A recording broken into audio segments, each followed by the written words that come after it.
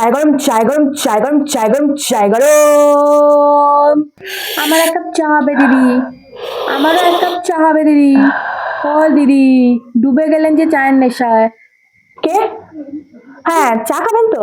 যান এক প্যাকেট চা নিয়ে আসুন। আচ্ছা মজা তো, আমি কেন চা নিয়ে আসবো? আর তাহলে আপনি দুধটা নিয়ে আসুন আর আপনি চিনি নিয়ে আসুন। আমরা তো চা দাম দিয়ে কিনে হ্যাঁ, খাবো। কারণ আমার দোকানে চা খেতে গেলে চা, দুধ, চিনি এগুলো সব নিয়ে এসেই খেতে হবে, কারণ সকাল থেকে যা কিছু স্টকে ছিল আমি চা বানিয়ে বানিয়ে খেয়ে ফেলেছি।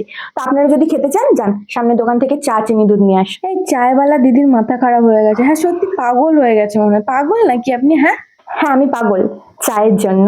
এই নিন আমুল দুধের হ্যাঁ, হ্যাঁ, প্যাকেটটা দাও। ধরুন।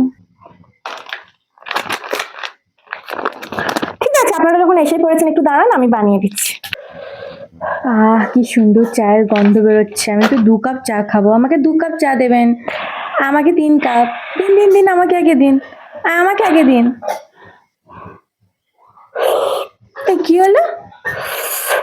এই আপনি আমার চাটা এঁঠো করলেন কেন?